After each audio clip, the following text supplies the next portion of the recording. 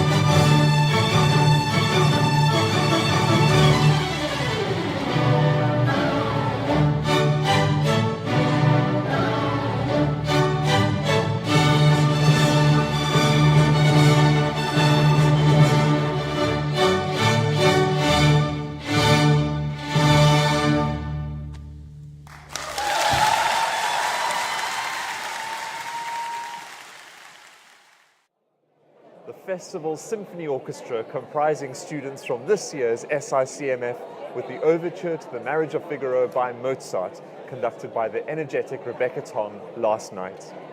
Julia Benescu will be on the podium tonight with the festival concert orchestra playing the Hungarian Rhapsody No. 2 by Liszt, and that will be followed by the piano concerto in A minor by Grieg, featuring faculty pianist Anastasia Markina. And in the second half, the Prelude to Kovancina by Mussorgsky and The Pines of Rome by Respighi, always a favorite with audiences. Let's hope the stormy weather hasn't kept anyone away tonight. Let me tell you a bit more about the first piece by Liszt, the 19th century virtuoso. He wrote 19 pieces titled Hungarian Rhapsody, all for the piano. And these works were inspired by the folk music of his youth, and in terms of artistic expression, are an overt example of Liszt's nationalistic sentiments. This evening, we'll hear an orchestrated version of the Hungarian Rhapsody No. 2, written in 1847. There are two well-known orchestrations of this work, one by one of Liszt's students, and another by the violinist and composer Carl Müller-Berghaus. It's the latter arrangement that we'll hear tonight.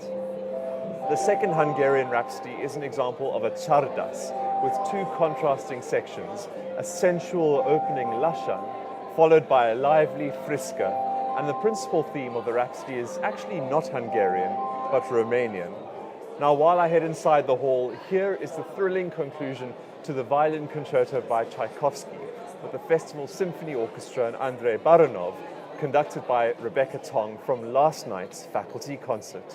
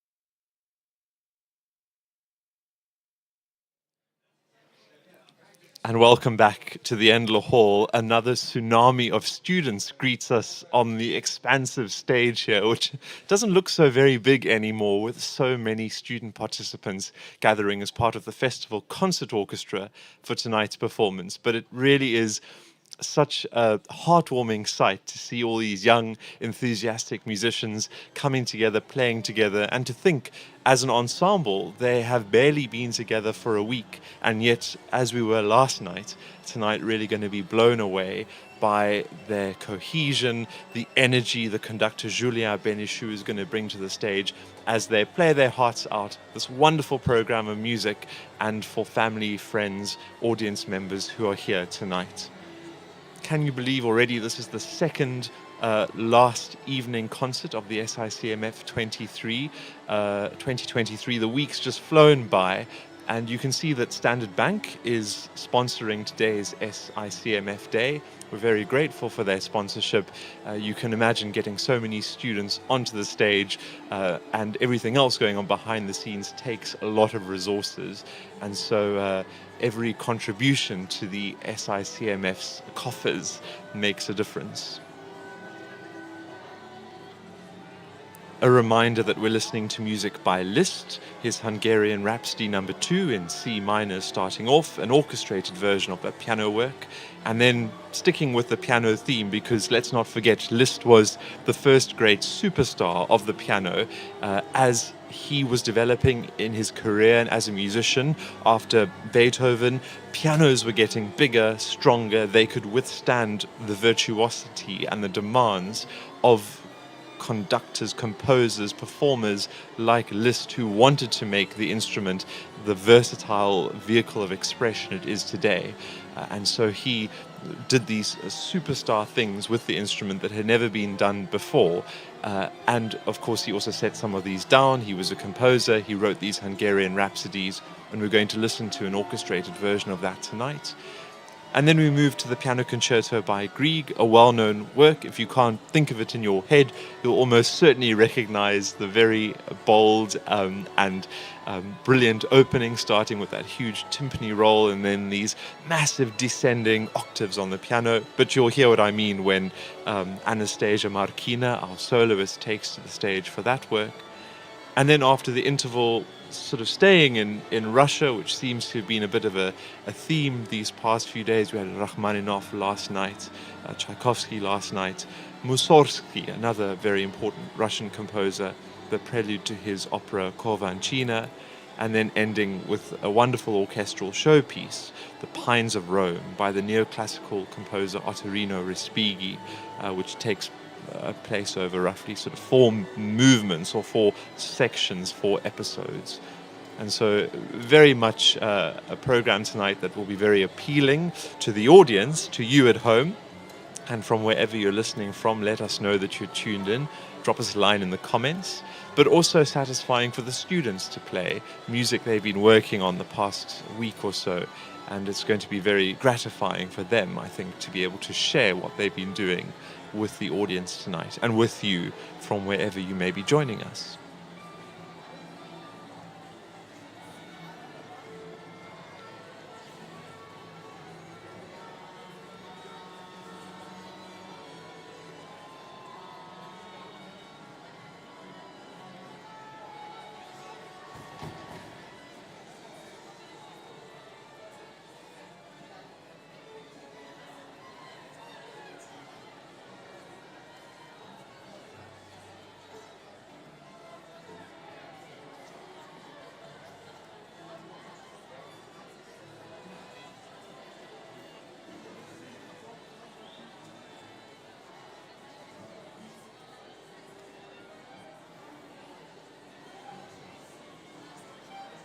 I've just received word, and I have to apologize that I've been misannouncing the order of works this evening because I've been going from the original program.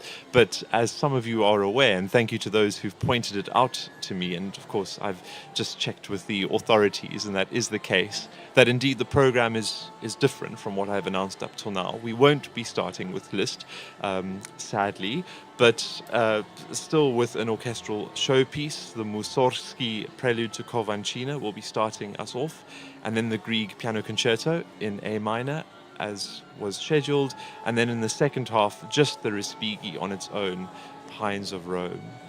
So just to be very clear, starting off with the Mussorgsky, and then the Grieg, and then in the second half, the Respighi Pines of Rome.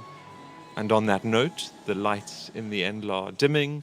It seems that almost everyone is in their seats, and now we await the arrival of the conductor. And you'll notice, in honor of this evening's sponsors, Standard Bank, the lights in the hall this evening are blue rather than the SICMF purple, which we've been enjoying for the past 8 days.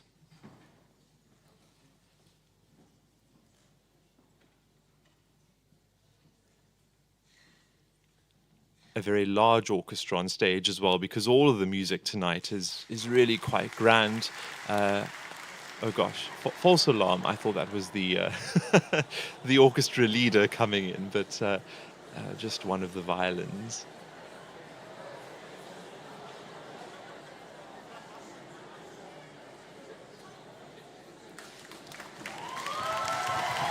And there we go. The leader of the festival concert orchestra coming to the stage, taking her bow, acknowledging the audience and the orchestra. And I think we're just waiting for the oboist to let us tune.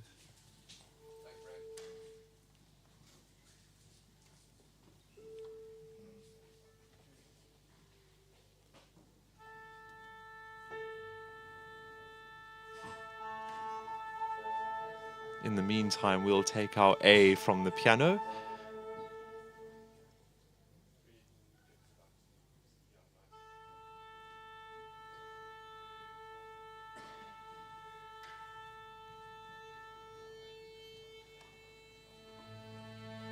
And while the orchestra's tuning, a reminder, if you've just joined us, that the program tonight is a little bit different from what was previously advertised. We're starting off with Mussorgsky, the Prelude to Kovanchina, which was originally scheduled for the second half, but that's going to kickstart the program.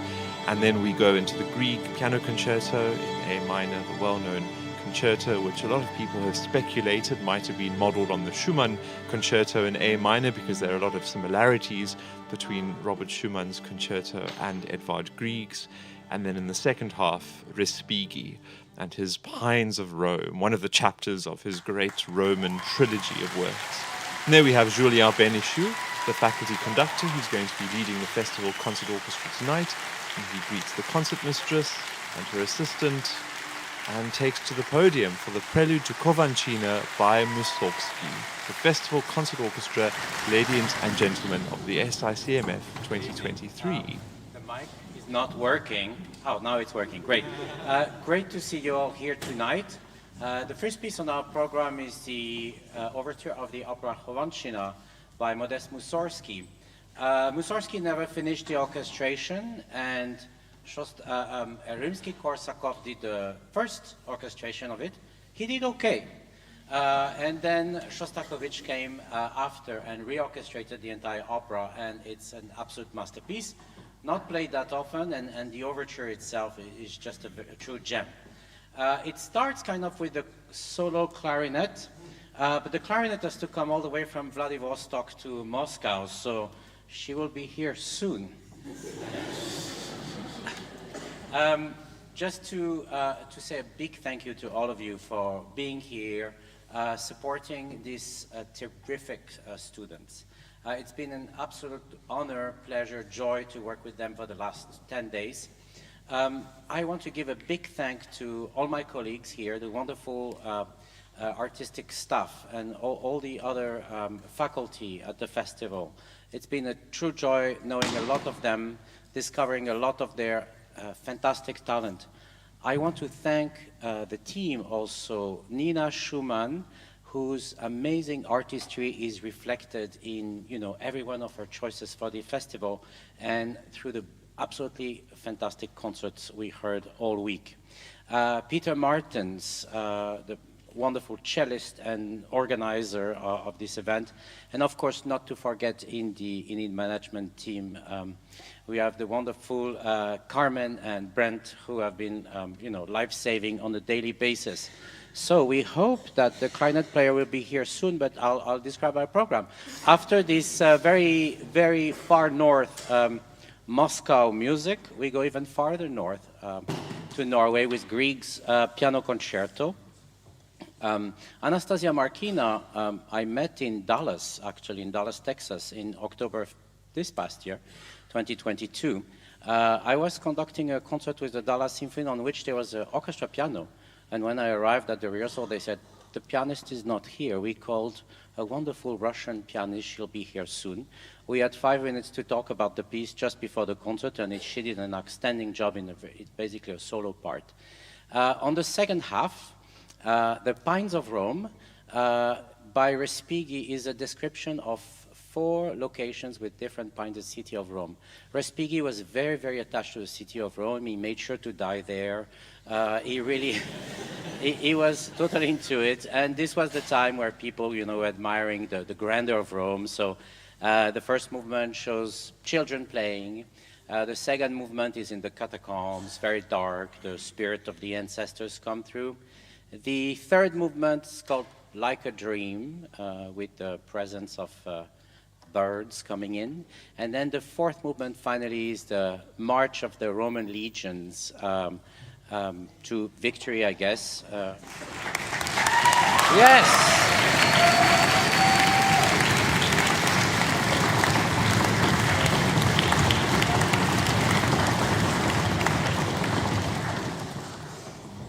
You see, it will be worth the wait. And it's a really beautiful clarinet solo. The really bombastic ending to Pines of Rome is memorable for anybody hearing it for the first time. I want to give a big thank to Standard Bank, our sponsor tonight, and just say that investing in this music is the best investment that can be made. Not only economically, because culture and the arts are really the motor of the economy. We see that when festivals are canceled in Europe because of a strike. I'm from France, so I know about strikes. And we see the GDP falling, and we see what happens when culture is not there. But also for the spirit, the cohesion, the harmony in society, there's nothing more important. For me, as a student, I was introduced to a lot of African music by my composition and harmony teacher. And the blend I see here that we saw a couple of days ago in the music between the African and the Western music is some of the most inspiring thing for all of us. Africa is the most musical continent. And I keep telling the students that you are actually the elite of the music by being from here. So please, without further ado, we'll take another A for our newcoming clarinet and enjoy the overture to Rovanshina.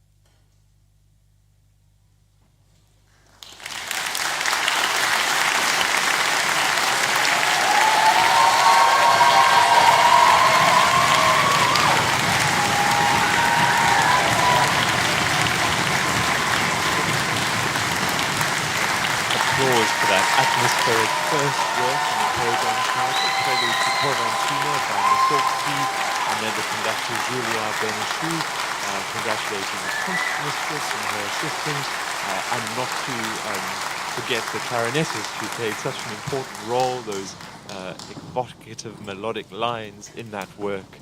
And of course, she had to catch the train. What did Maestro Benichou say all the way from Vladivostok to Moscow to bring us that work? A slight change in program if you're just joining us, and maybe you were expecting that to be Liszt. Well, as you heard, that was the Mussorgsky, and we're going to hear the Grieg Piano Concerto now, which is why many of the stronger forces, some of the winds, are leaving the stage, because Grieg wrote this for a bit of a smaller orchestra. This was one of the few times that Grieg, who lived from 1843 to 1907, Norwegian composer, of course, came close to conceptualizing a work that could be considered symphonic in character. Grieg didn't write any symphonies.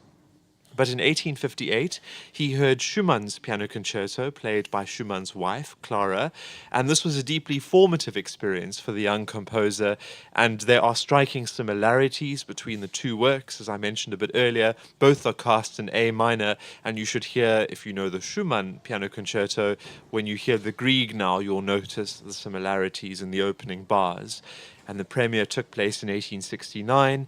And in fact, this concerto has the honor of being the first ever piano concerto to be recorded in 1909, but it had to be drastically shortened to accommodate the physical limitations of the wax cylinders that were used at the time to make these recordings. Very early technology, a far cry from the terabytes of space we have available to us these days. The concertmistress encouraging the Festival Concert Orchestra here at the SICMF to tune. We have a new cohort of winds joining us for this work.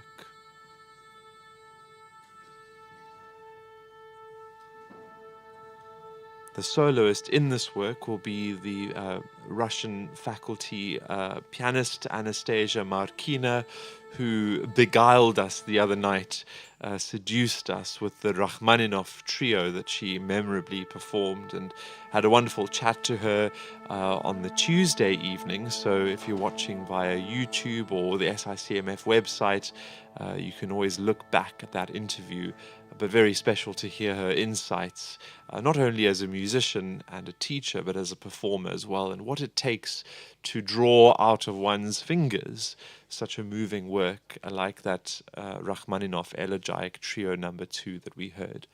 So we wait for her arrival on the stage together with the conductor, and in fact there they are. And this work is cast in 3 movements with a really beautiful slow movement. And of course, much faster first and final movements. Anastasia Markina, our piano soloist tonight, and here conducting the Festival Concert Orchestra at the SICMF, Julia Beneshu.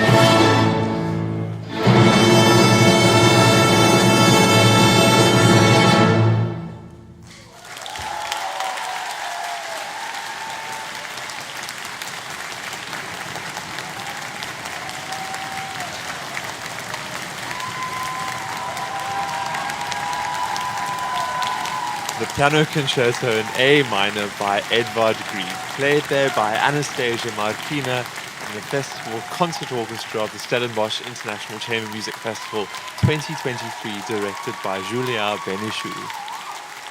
Another standing ovation here in the Endler Hall in Stellenbosch.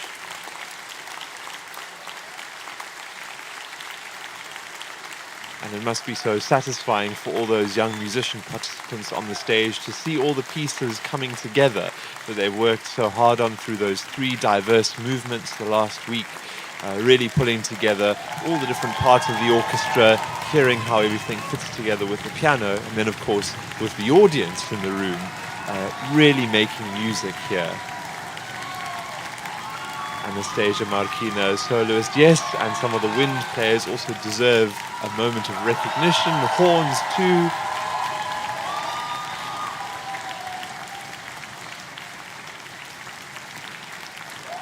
And lots of other players. Timpanist as well. If it weren't for the opening role, where would we be? Oh, and trombones, very important. Trumpets.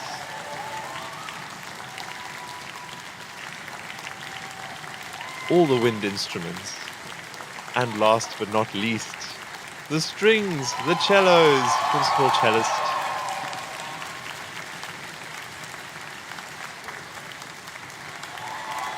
Double basses. All the cellos, the violas, second violins, the rest of the horns, and last but not least, the first violinist, Petria Seefahrt, our concert mistress this evening. Julia Benichou conducting, and I hope you enjoyed in particular the sort of folk music we heard, the very rustic element that Grieg, as a Norwegian composer, so often introduced in his music there in the final movement, giving it a very dance-like feel. And hard to believe that that was only written by a 24-year-old Grieg. Looks like we're going to get an encore.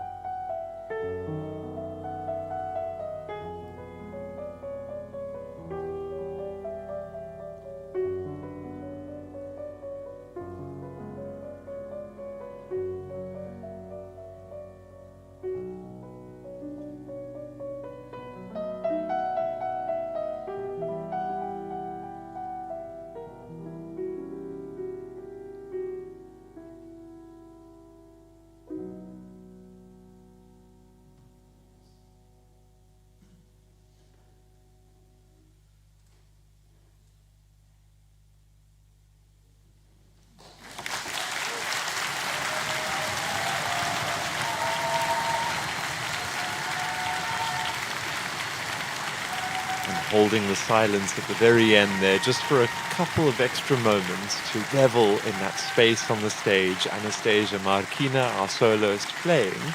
And with thanks to Shazam, music recognition technologies of the 21st century, yes, a piece called Prelude by Alexandra Felder. Can't find anything about her, but what a lovely contrast after that very busy and demanding Grieg. Just something simple and beautiful.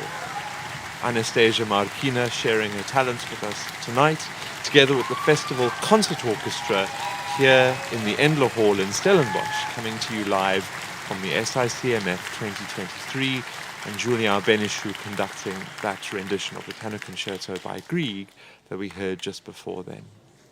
Interval, which means it's time for me to speak to another faculty member, and tonight someone who needs very little introduction, but I hope you will join me for my chat with Peter Martens, who of course is Festival Director here at the SICMF.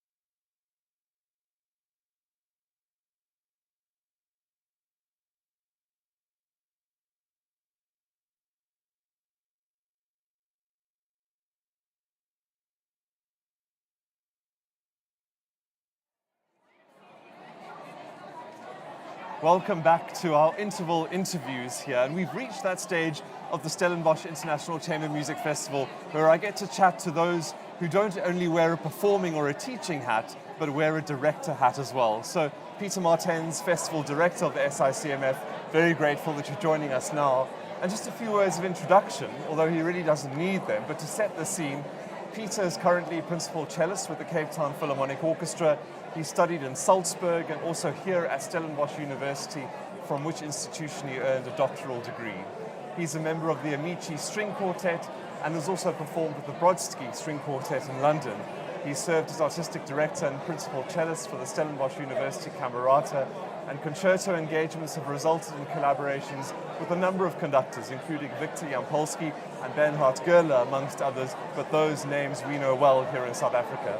He's performed many times abroad and has participated in festivals in Russia, Holland, Salzburg, Ireland, Zimbabwe, Mozambique, and Portugal. But as we learned from the Wizard of Oz, there's no place like home. And of course, this is home, the Stellenbosch International Chamber Music Festival.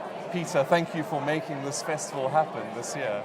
Well, thank you for being a part of it. I mean, you're a major part of the festival now in the last few years, and it's really increased our offering.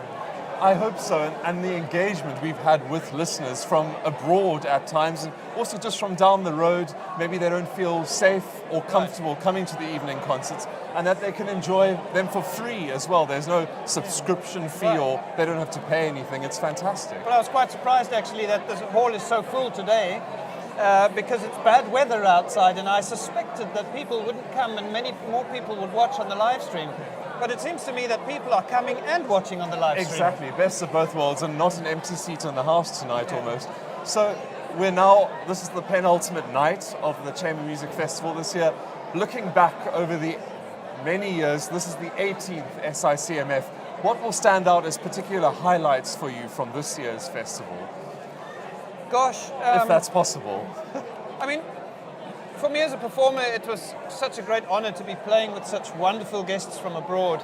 The Schubert Quintet is such a sublime piece, and to be able to play that with the musicians I did was really something very, very special. Anastasia, who played tonight, was also part of the Rachmaninoff trio. Indeed. That we heard a few nights ago, and to me that was a very, very, very special performance. It's hard to speak of highlights because every single concert was special, really. I mean, the very first night when we played the Turkeska, which was a rousing end to the opening concert.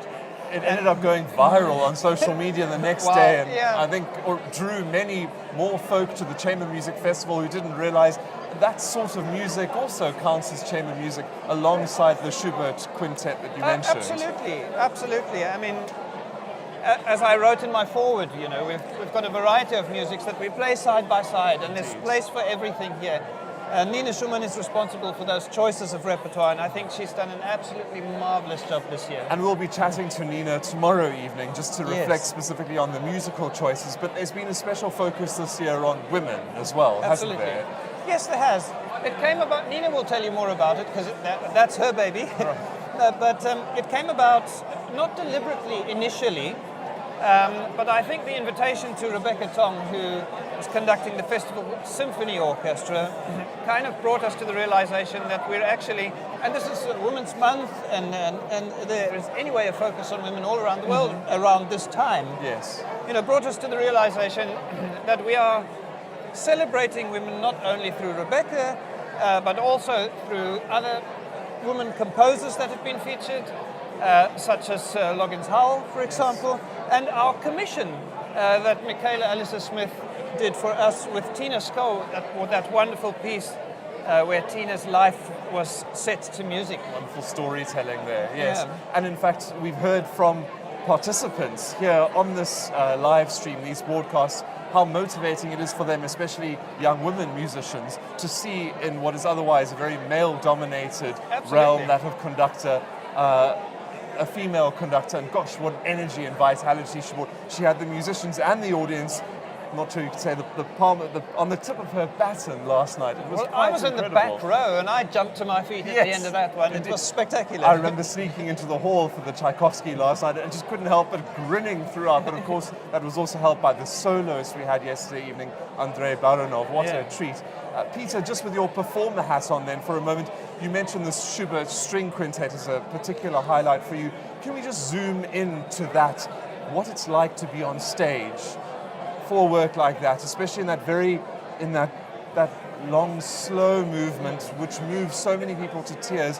What it's like to realize those words on the page, or those notes, I should say, the musical words on the page in a work like that. Well, with that work in particular for me, because I know the work so very, very well,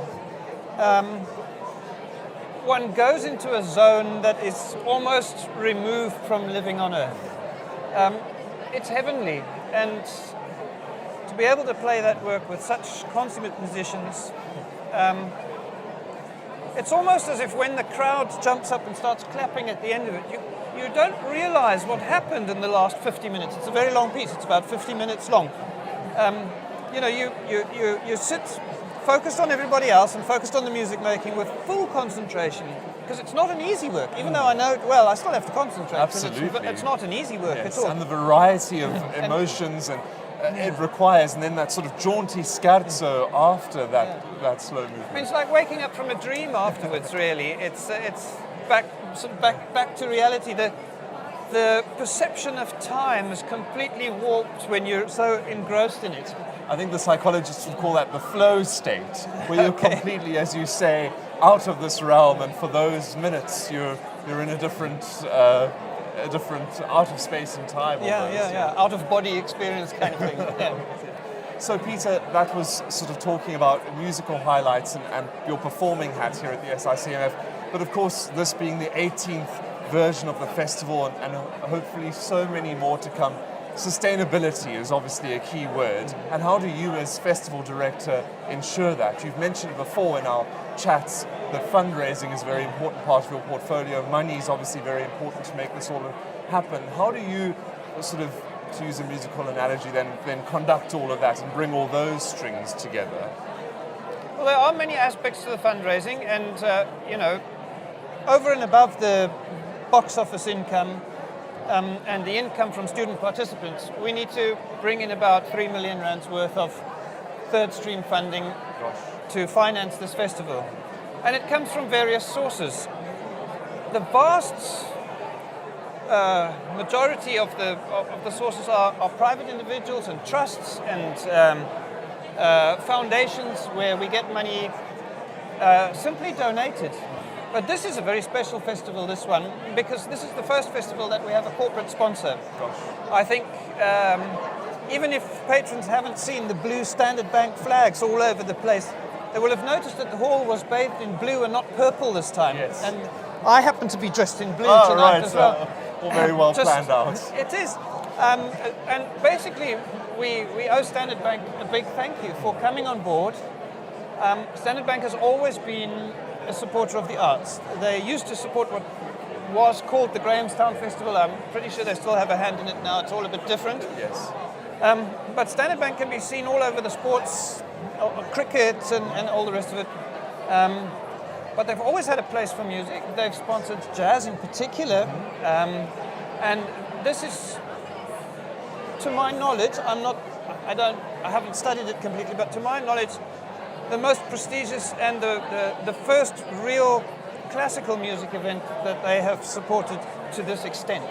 Fantastic. Well, long may that relationship continue. And Absolutely. Well, we have a delegation from Standard Bank here tonight, and I Yes. hope they're enjoying the concert. yes, hope so too. And as Julia reminded us at the beginning of that concert this evening, how important the arts are really in so many ways, the tangible ways, Yeah. it affects the GDP in a positive way, but Right. the morale of a nation as well. And Absolutely. The well-being of a society can be measured by the health of its arts and culture sector.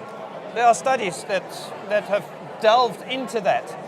And I do believe that we are very fortunate and very healthy here in Stellenbosch, South Africa, to be able to put on a festival of this magnitude.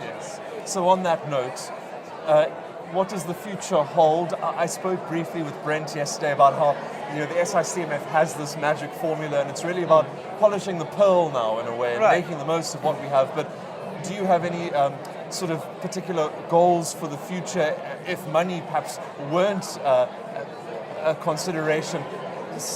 High in the sky, or sort of blue skies thinking from your side for the future?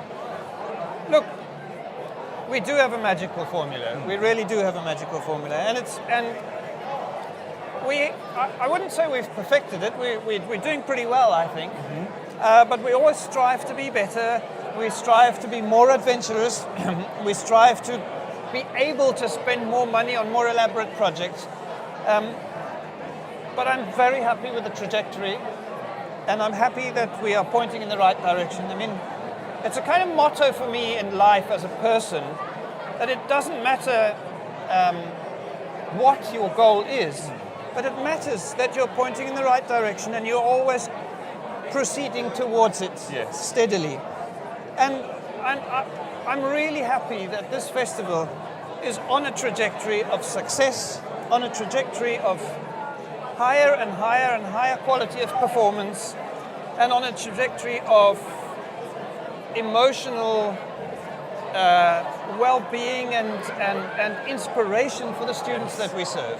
Well, thank you, Peter, for sharing those aspects of your philosophy with us, because it's almost, people must think I'm sort of slipping a few bucks maybe to those who are chatting to me here in the interviews, because it's night after night, this absolute enthusiasm, especially from our international guests who've been here for the first time, that there is nothing like this, and the combination of the hunger, the appetite from the audience, the students, on top of all the logistics, the musical program, it really is so inspiring. And as we've also been saying over the last couple of days, the severe withdrawal that we're probably all going to feel on Monday morning. We're going to have to wait a whole another year till SICMF number 19. Whilst everybody sort of goes home and collapses on Monday morning, I come here and the first thing I do is I climb up the organ and roll up those enormous banners because nobody else wants to get right up top there.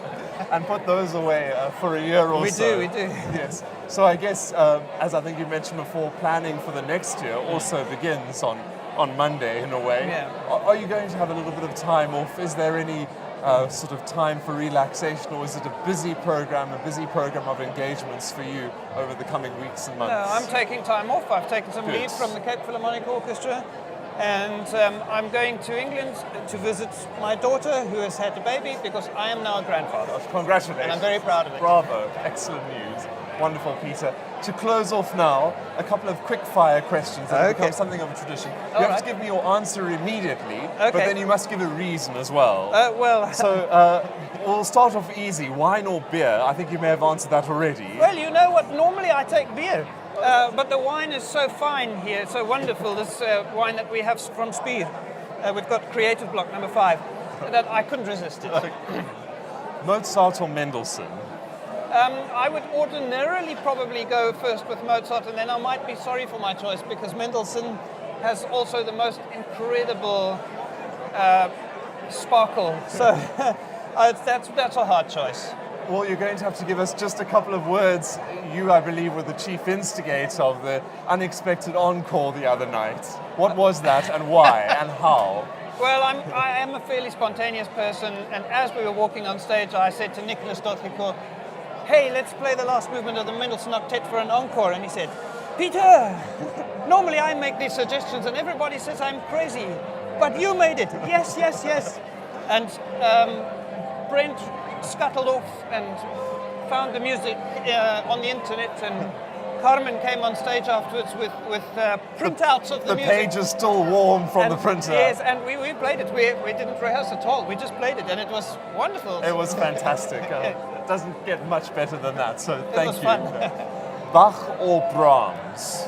Bach for me. I love Brahms, don't get me wrong.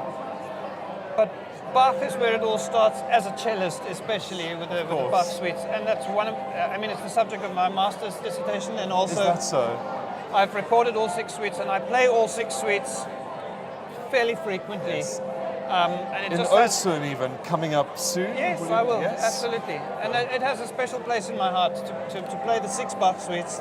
Not always all at once, to play 1 or 2 Bach suites, but also to play all 6 at once. It's something I do quite often.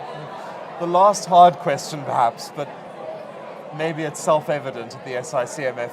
Concerto or quartets? That is a hard question, but I'll go for quartets. Okay. Yeah. My first love is chamber music, there's no question about it. I do play concertos occasionally, not very often, but I do play concertos occasionally and I enjoy doing so.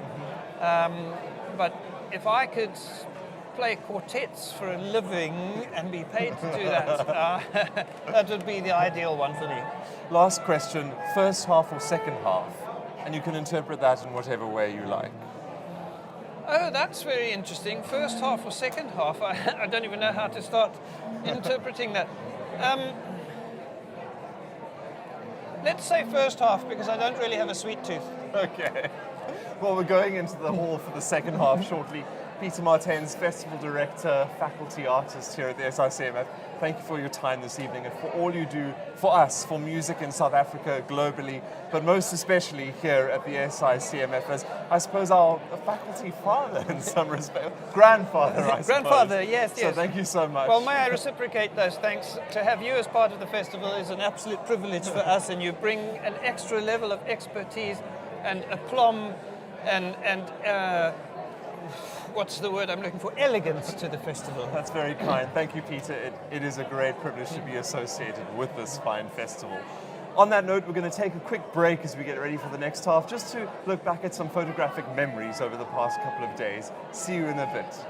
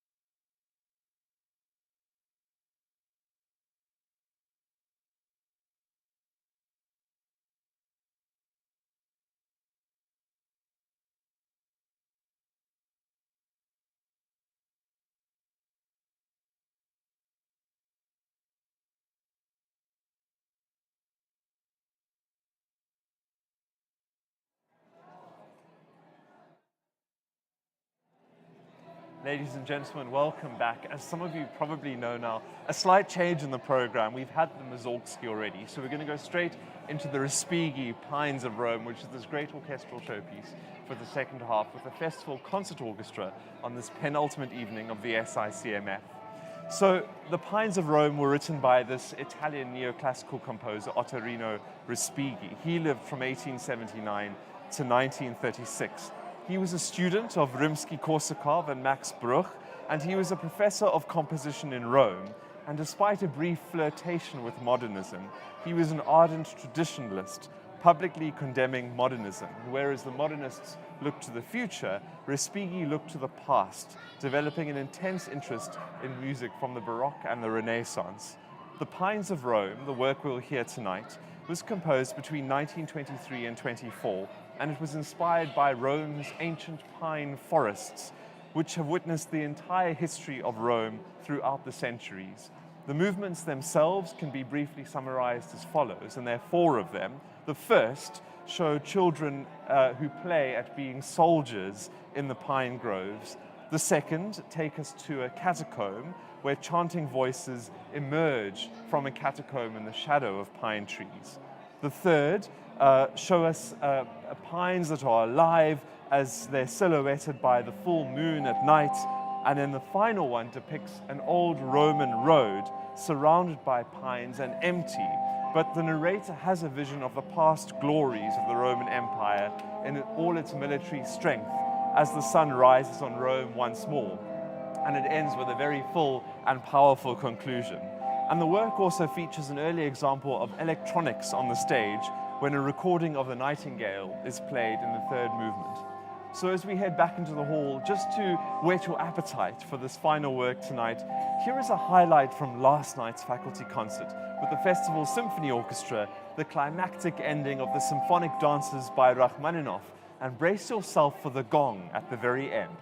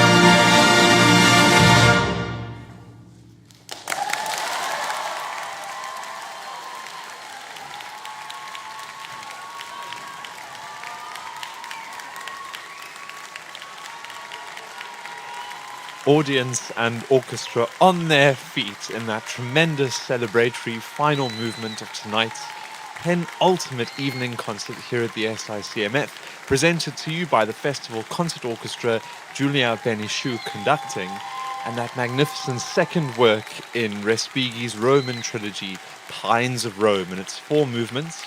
And of course, he wrote that just after the Fountains of Rome and before Roman festivals.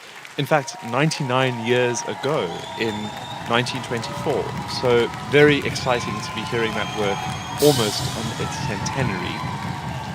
Now, much appreciation from the conductor to all the various principals, the players who've had cameos and solos, and it's been wonderful to see all the family and friends writing in on our comments on our online live stream to support those who are playing tonight. Petria Seerfahrt, our concert mistress this evening, and very nice to see the Marcussen organ with guest organist Grant Brasler playing tonight, lending its rich bass notes to that orchestral texture. The conductor Julia Benichou just there really showing his appreciation to all the members of the winds, the brass, the percussion this evening, who had such an important role to play in that work, and such a contrast of colours and sound qualities in that piece, from the very soft and very intimate, very delicate, to those majestic, big gestures.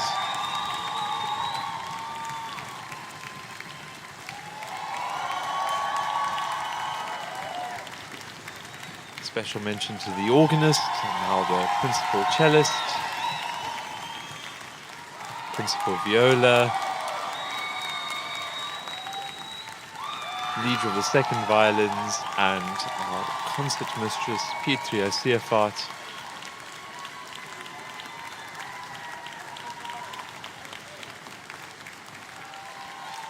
And now the entire Festival Concert Orchestra on its feet. And indeed the audience as well here in the Endler Hall. Respighi's Pines of Rome, conducted by Julia Benichou, bringing to a close that program of Mussorgsky, Grieg, Respighi tonight. And what a thrilling experience for all these young players to have under the baton of such an experienced conductor playing this magnificent work. And who's getting the special mention tonight?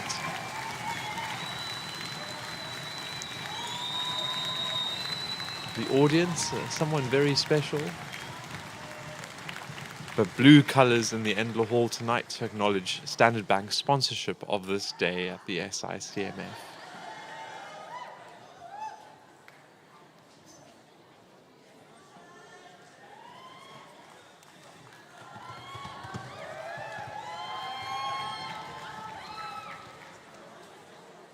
Almost looks like the orchestra has a trick up their sleeves for us.